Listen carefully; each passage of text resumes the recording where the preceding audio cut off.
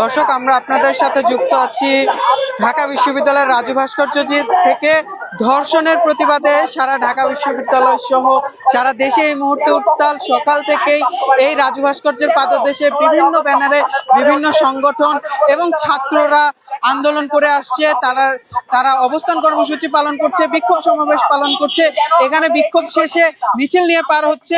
বলা চলে যে বাংলাদেশে যে ধর্ষণের ঘটনা অবিরাম চলছে, সেই ঘটনার প্রতিবাদে সারা বাংলাদেশ এবং প্রতিটি বিশ্ববিদ্যালয়ের প্রাঙ্গণ যে উত্তাল, তার সব থেকে বড় অংশ কিন্তু বর্তমানে ঢাকা বিশ্ববিদ্যালয়। আমরা দেখেছি যে গত পরশুদিন রাতে ঢাকা বিশ্ববিদ্যালয়ের ক্যাম্পাস সারা রাত উত্তাল ছিল। এই মুহূর্তেও কিন্তু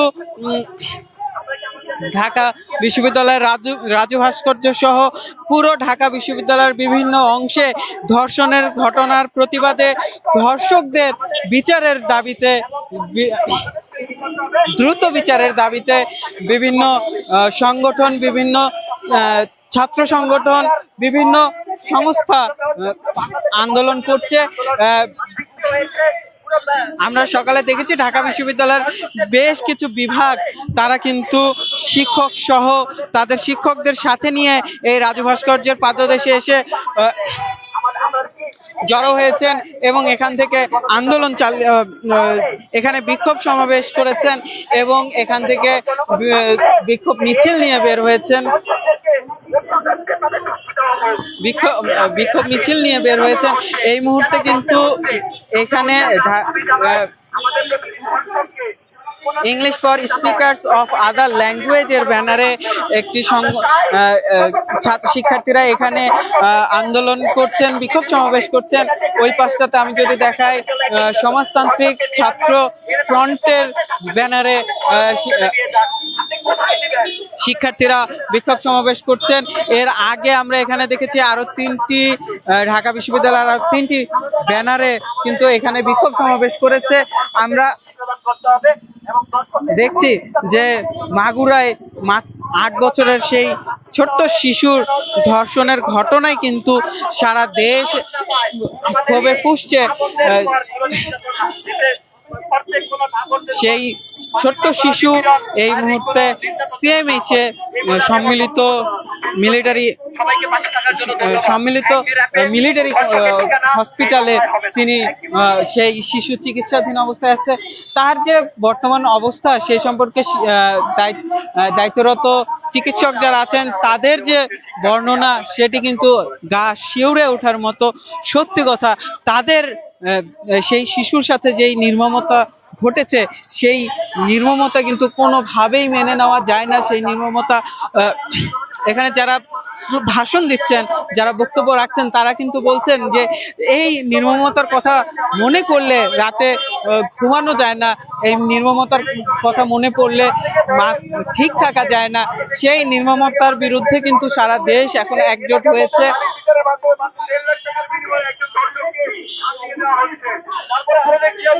আমরা এই মুহূর্তে দেখছি এখানে যারা বিক্ষোভ করছেন তারা কিন্তু বক্তব্য দিচ্ছেন। স্বরাষ্ট্র উপদেষ্টা যদি এইটার প্রয়োজনে এটা সলভ করতে ব্যর্থ হয়ে যায়, তাহলে এখনই তার ক্ষমতা ছেড়ে দেওয়া উচিত।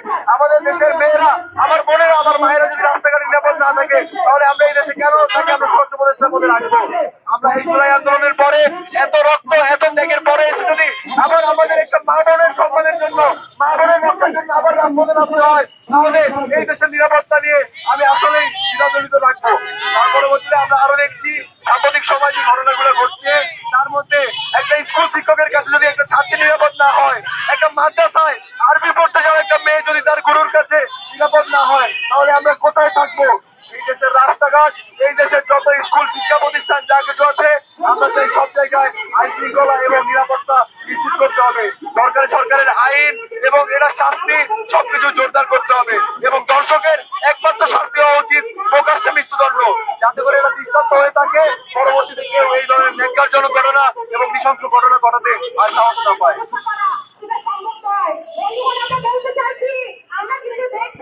আমাদের সমাজে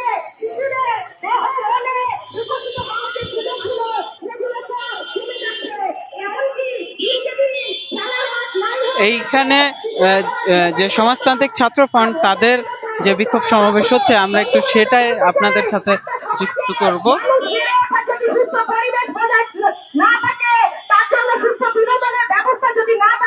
তাহলে মানুষের চিন্তাধারা অন্যদিকে যেতে বাধ্য। বন্ধুগণ, আমাদের সমাবেশ চলছে। সমাবেশের এ পর্যায়ে আমি বক্তব্য রাখার জন্য আহ্বান জানাচ্ছি সমাজতান্ত্রিক ছাত্র ফ্রন্টের কেন্দ্রীয় কমিটির সদস্য পঙ্কজরা সূর্যকে। সারা দেশে দর্শন চলে, ইউনূস সরকার কি করে, জাহাঙ্গীর কি করে, সারা দেশে দর্শন চলে।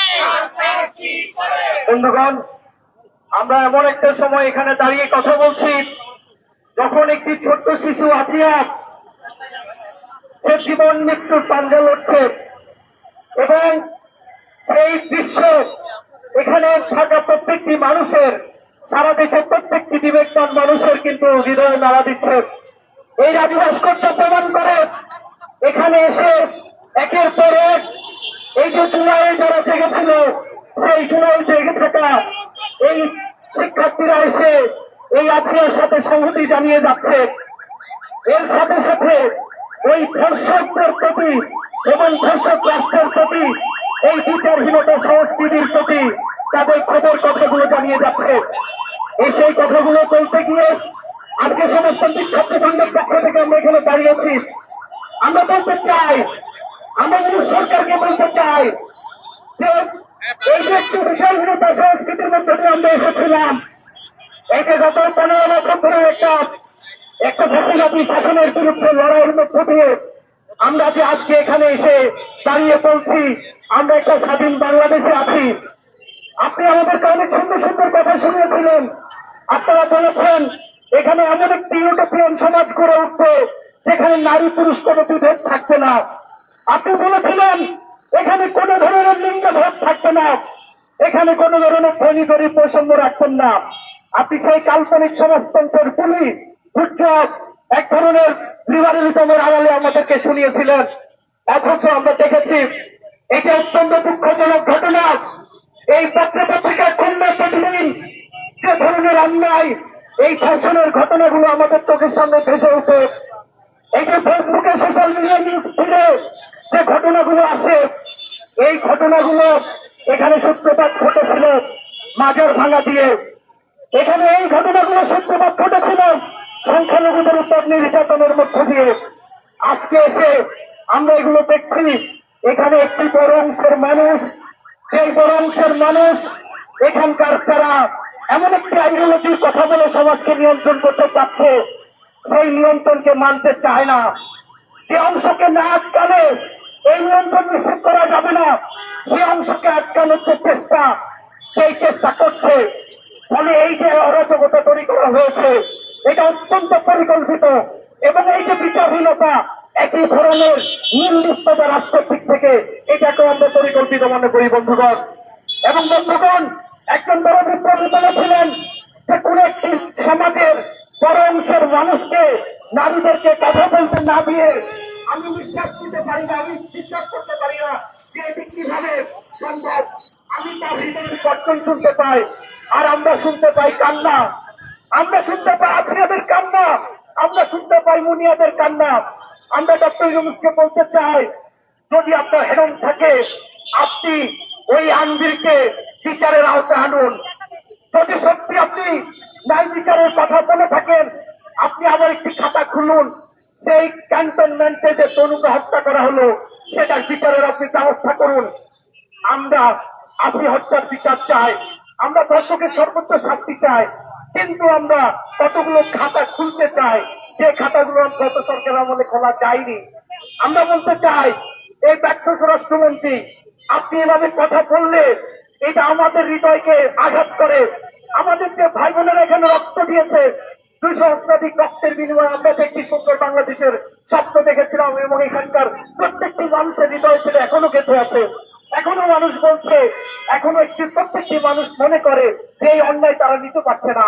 তখন যদি আপনি হেসে বলেন যে ওই দুটি মেয়েকে কেউ উত্তপ্ত করেছে, সেটা এই রমজান মাস বলে করেছে, আপনি যদি এই ধরনের কোন একটি অন্যায় ঢাকা বিশ্ববিদ্যালয়ের ইতিহাসে কোন একজন কর্মচারী একটা বিশ্ববিদ্যালয় শিক্ষার্থীকে বলে তুমি কি পোশাক পরে বেরিয়েছ, এই ধরনের কথা বলার পরে আপনি যদি নির্লিপ্ত থাকেন, আপনারা যদি নির্লিপ্ত থাকেন, তখন আমরা আমার বোন আসিয়ার এই দর্শকদের বিচার চাইব কি করে? আমাকে তো আগে নিশ্চিত হতে হবে আপনার বিচার করার মানসিকতা আছে। আমরা সেই আওয়ামী আমলের মতো করে এই ধরনের বিচারহীন কোন সমাজের মধ্যে নেই। তাহলে বন্ধুগণ, এখানে একটি পক্ষ এমন এক ধরনের আলোচনা আনতে চাচ্ছে যে শরীর আইন ছাড়া এখানে কোনোভাবে নারীর মুক্তি মিলবে না। এই ধরনের একটি প্রতিক্রিয়াশীল চিন্তাকে এখানে প্রতিষ্ঠা করার চেষ্টা করছে। আরেকদিকে রাষ্ট্র প্রত্যেকটা ঘটনাকে সে কিন্তু নির্লিপ্ত ভাবে সহ্য করে যাচ্ছে এবং আমাদের যে একটি মন, গণতন্ত্রকামী মন এবং সংবেদনশীল মন, সেটাকে প্রতি মুহূর্তে আজকে আমাদেরকে ভাবাতে শুরু করেছে। অনেক মানুষ ভাবছে যে তাহলে কি আমরা আগে ভালো ছিলাম, তাহলে কি আমরা এখন খারাপ আছি। সত্যিকার অর্থে আমরা আগে ভালো ছিলাম না। এই ভালো থাকার জন্যই আমাদের এখানে অসংখ্য রক্ত ঝরেছে। এখানে এই নারী সাথে রাস্তায় নেমে কথা বলেছে। আমরা দেখেছি এইগুলোর কোন উত্থানে নারীদের যে ভূমিকা সেটি বলে শেষ করা যাবে না, আলাদা করে বলার ব্যাপার নেই। এই দেশ এই 71 সালের মহান মুক্তিযুদ্ধের মধ্য দিয়ে যে দৃশ্য তৈরি করেছে, আমাদেরকে বারবার সেই দৃশ্যগুলো দেখাতে হয় যে এই দেশ শুধু পুরুষরা স্বাধীন করেনি। আমাদেরকে বারবার সেই দৃশ্য দেখাতে হয় যে কি করে তখনকার নারীরা এই পুরুষের সাথে কাঁধে কাঁধ মিলিয়ে যুদ্ধ করেছে। আমাদেরকে পরদিন অনেকদিন ধরে 53 বছর ধরে বলতে হয়েছে যে এই দেশ শুধু পুরুষের না, এই দেশ শুধু পুরুষতান্ত্রিক কোনো শাসন ব্যবস্থা দ্বারা পরিচালিত হবে না, এই দেশ নারীর পুরুষ উভয়ের। একইভাবে 24-এর গণ আন্দোলনের পরও আমাদেরকে একই কথা কিন্তু আবারও উচ্চারণ করতে হচ্ছে যে দেখুন আমাদের জুলাইয়ের কন্যারা সেই 15 তারিখ রাতে এখানে এই রাজু ভাস্কর্যে এসে দাঁড়িয়েছিল। যে আবু সাইদকে হত্যা করার পরে কারা দাঁড়িয়েছিল, এই কারা এই সারা দেশে এই জাগিয়ে তুলেছিল, জীবন দিয়েছিল, বারে বারে এটা আমাদেরকে বলতে হচ্ছে। অথচ এটা আমাদের বলার কথা ছিল না, এটা আমাদেরকে বলার কথা ছিল না। এই ধরনের একটি ঘটনা ঘটার পরে পুরুষ নারী যে কোনো ধরনের মানুষের মধ্যে রেখাপাত করার কথা। আমরা বন্ধুগণ বলতে চাই, আমরা রাষ্ট্রকে বলতে চাই, এই ধরনের একটি এই বিচারহীনতার সংস্কৃতি জারি রেখে আমরা যে ধরনের রাষ্ট্রের স্বপ্ন দেখেছিলাম, আপনারা যে ধরনের পুলি আমাদেরকে শুনিয়েছিলেন, সেটা প্রতিষ্ঠা করতে পারবেন না। তাই আমরা সারা দেশে আজকে যে ছাত্রছাত্রী আবার জেগে উঠেছে, গণতান্ত্রিক আমি মানুষ আবার জেগে উঠেছে, এই ধর্ষণ ও বিচারহীনতার বিরুদ্ধে যে আন্দোলন করে উঠছে, সেটাকে একটা গণতান্ত্রিক পথে, একটা ন্যায়ের পথে এবং একটা বিচারহীন সংস্কৃতির বিরুদ্ধে একটা ঐক্যবদ্ধ লড়াই করে তোলার আহ্বান জানিয়ে আমি আমার কথা শেষ করছি। সবাইকে ধন্যবাদ। সাংবাদিক বোনেরা এবং লেডিজ অ্যান্ড জেন্টলম্যান, আপনারা জানেন যে গত বৃহস্পতিবার আসিয়া নামে ছোট্ট একটা কিশোরী মেয়ে মাগুরাতে এই জুলুমের শিকার হলো। আমরা অত্যন্ত দুঃখের সাথে জানাচ্ছি, পত্র পত্রিকা এবং অন্যান্য মিডিয়াতে যা দেখলাম, বৃহস্পতিবারের পর থেকে গত রাত পর্যন্ত 12টা পর্যন্ত কোন আসামিদের বিরুদ্ধে কোন রকম ব্যবস্থা গ্রহণ করা হয় নাই। মাগুরাতে প্রতিবাদী জনতা মাঠে নেমেছে। গতকাল 11টা পর্যন্ত তারা মাঠে ছিল, 12টা পর্যন্ত ছিল। আপনারা জানেন এটা রমজানের দিন, কাজে সাহেবের জন্য সবাই বাসায় গিয়েছে, নামাজে চলে গিয়েছে। এই সময় রাতের আধারে মাগুরা কোর্ট রাত্র 12টায় মাঝরাতে অপরাতে সেখানে বসছে এবং অর্থ সকালে প্রত্যুষে 12টা 1 মিনিটের পরে সেখানে রায় দেওয়া হলো এবং 7 দিন 5 দিন 6 দিন এভাবে যে অ্যারেস্ট করা হয়েছিল তাদেরকে রিমান্ড দেওয়া হলো।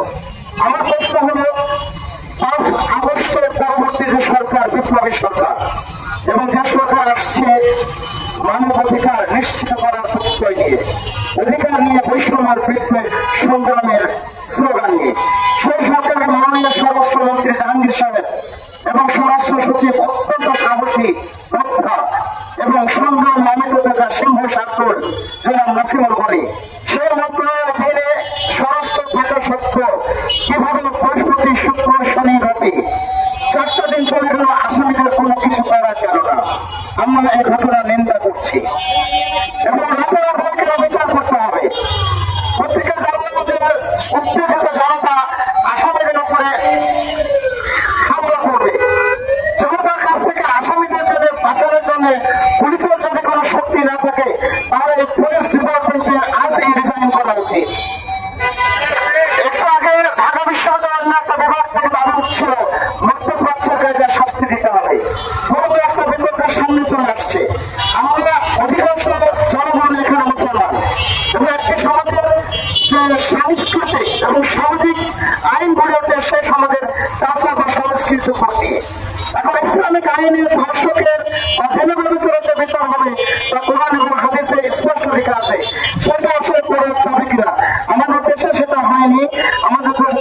আইন আছে। আমাদের আগের যে ডিপার্টমেন্ট গঠন করেছে তারা এই ঘটনাকে সামনে নিয়ে আসছে। আমি আপনাদের মাধ্যমে সমস্ত বাংলাদেশ যে বিচার ব্যবস্থা এবং পৃথিবীকে উদাত্ত আহ্বান জানাচ্ছি যে কোরআন এবং হাদিসে বর্ণিত এই আইনটা এখন প্রয়োগ করার সময় এসছে।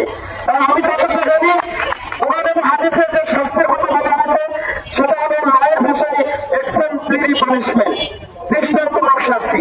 অর্থাৎ এই সমস্ত অপরাধের শাস্তি হবে ওপেন স্পেসে এবং এমনভাবে শাস্তি আমরা জানি পাথর নিক্ষেপে আসমানি ওয়াসানিয়া প্রচলিত কিলাহুমা মিয়াতে চলতা কোরআন শরীফে আছে।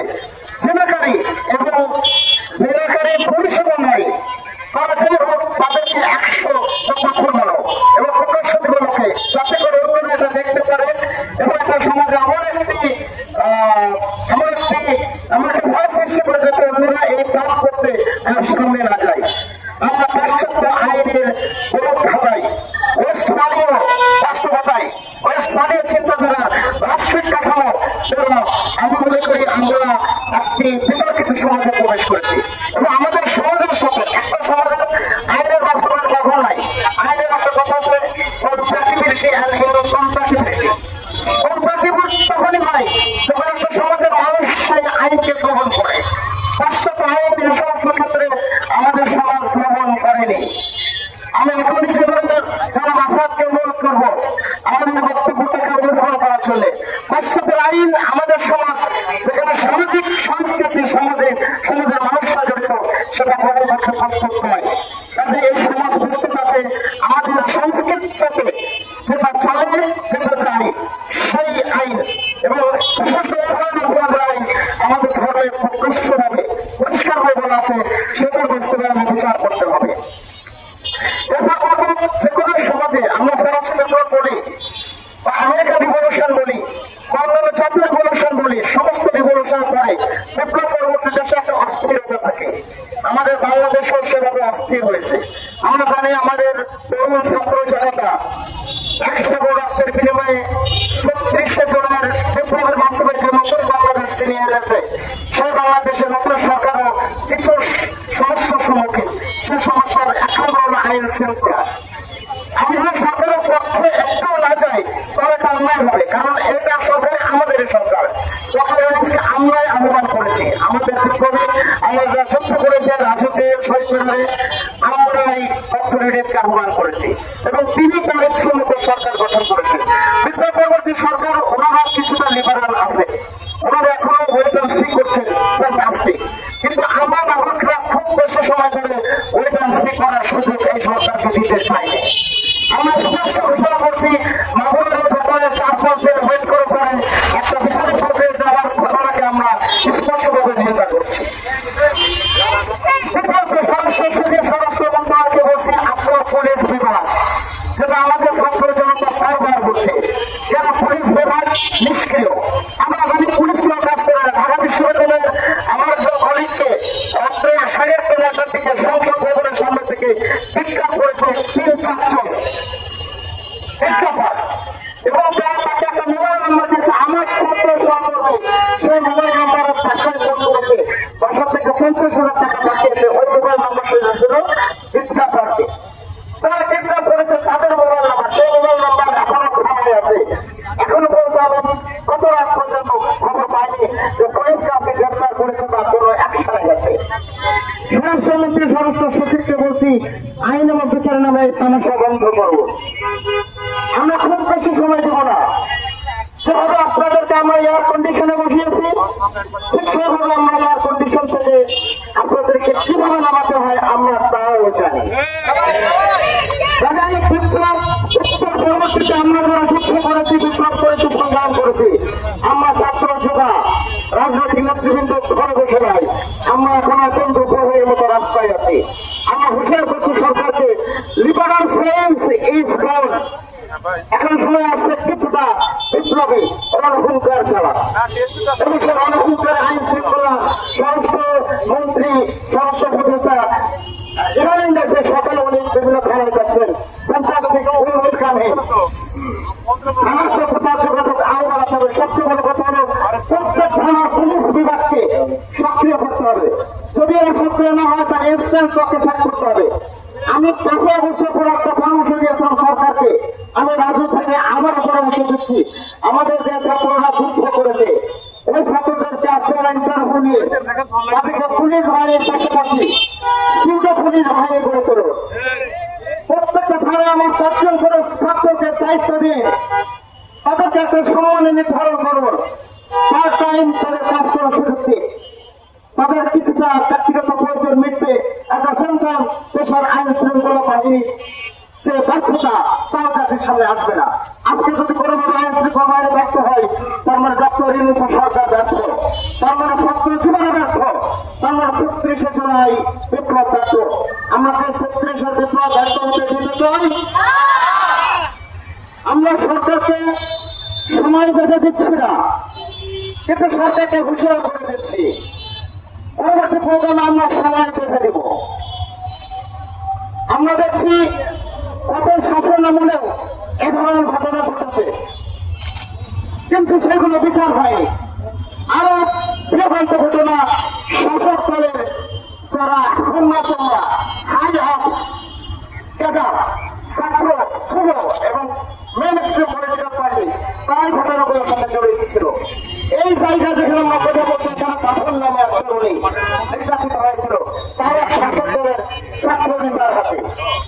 তখন বিচার হয়নি, আমরা নির্ভর সহ্য করেছি, চোখের অস্ত্র বুকে থেমেছি, কিন্তু এই সরকার আমাদের সরকার, আমরা এই সরকারকে কোন রকম সময় দিতে চাই না, কোন রকমের কৈফিয়ত আমরা শুনতে চাই না, কোন রকমের ব্যর্থতা আমরা দেখতে চাই না। আমাদের হিসাব পরিষ্কার, যদি রাষ্ট্র চালাতে পারেন রাষ্ট্র চালাবেন, আর রাষ্ট্র চালাতে না পারলে লক্ষ্য অল্টারনেটিভ রিজাইন অ্যান্ড রিপ্লেস। আমি যা বলছেন বিপ্লব পরবর্তী অস্থিরতা থাকে, সেই অস্থিরতার কারণে অস্থিরতা। আমি শেষ করার আগে একটা টিকা বলবো, এই অস্থিরতা সৃষ্টির পেছনে 3-4টা কারণ। একটা হলো মনোজাগতিক কারণ। একটা সমাজে যখন রমজান মাসে 90% বেশি মুসলমানের দেশে রমজান মাসে আসিয়ার ঘটনা ঘটে প্রকাশ্য দিবালোকে, তাহলে সেই দেশের গণমানুষের কালচার এবং সভ্যতা নিয়ে বিশ্ব কিভাবে বিচার করবে? তাকে ইসলামের সাথে যায়, তা যদি না যায় তার মানে হলো আমাদের জাতির সর্বনাশ হয়ে গেছে। অর্থাৎ আমরা যে ইসলাম ধর্মের যে অনুসরণ করছি, দাবি করছি, ইসলাম ধর্ম বাস্তবে আমাদের জীবনে নাই। ইসলাম ধর্ম বাস্তবে আমাদের জীবনে ফিরিয়ে আনতে হবে। আমি সবাইকে বিচার করছি, যদি ইসলাম ধর্মকে ফিরিয়ে আনি তাহলে এই ঘটনা ঘটবে না। দ্বিতীয়ত, সেখানে বিপ্লবের পরে অস্থিরতা সৃষ্টি হয়, সেখানে একটা সমাজ পরিবর্তনের দর্শন আছে, তত্ত্ব আছে। সামাজিক তত্ত্ব দিয়ে যদি সমাজ তত্ত্বের সাথে যখন ইনস্টেবিলিটি সৃষ্টি করা যাবে একটা গোষ্ঠী থেকে থাকে। আমরা জানি 5 আগস্টের বিপ্লব, 5 আগস্টের সরকার এর বিরুদ্ধে এবং ছাত্র জনতার বিরুদ্ধে আমাদের পরাজিত শক্তি, প্রমাণ করা শক্তি, রাজনৈতিক নেতৃবৃন্দ, নিষিদ্ধ ঘোষিত ছাত্রলীগ, যুবলীগ এবং তাদের যারা দেশের বাংলাদেশে আছে তারা সবাই বিভিন্নভাবে সুযোগ গ্রহণ করছে। আমি বলছি না প্রত্যেকটা ঘটনার সাথে শুধু তারাই দায়ী। আমি আগে যেটা বললাম, জাতির মাইন্ডসেট মনোজাগতিক, আমাদের ধর্ম ইসলাম থেকে সরে যাওয়া, আমাদের যে পাপ সেটা তো দায়ী আছে। সেই সুযোগটা নিচ্ছে আমাদের পরাজিত পলায়নকৃত এই শক্তি। তারা দেশকে আনস্টেবল করার জন্য, অস্থির করার জন্য, এই সরকারকে ব্যর্থ করার জন্য, 36 বিপ্লব ব্যর্থ করার জন্য তারা বিভিন্ন সুযোগ খুঁজছে। কাজে আমি ছাত্র জনতা, আন্তর্জাতিক সম্পর্ক বিভাগের ছাত্রছাত্রী, অন্যান্য ছাত্রছাত্রী, শিক্ষক শিক্ষিকা, সাংবাদিক সবার বিভাগকে আমি অনুরোধ করছি, আপনারা সবাই সত্যটাই সর্বদা সতেজ থাকবেন, শান্তিতে বিক্ষোভ যুদ্ধে ভদ্র। এবং আমরা সবশেষে আমি বলবো, একটা সমাজের যে কোনো অন্যায় দূর করতে হলে 2টা পথ আছে। একটা হলো ফর্মাল মিনস, যেমন আইন কানুন, রাষ্ট্রীয় আচার আচরণ, কিন্তু formal means does not work all the time, সেখানে ইনফর্মাল মিনস লাগে। ইনফর্মাল মিনসের ভিতরে আছে আমাদের ধর্মীয় সংস্কৃতি, সমাজের বিপ্লব,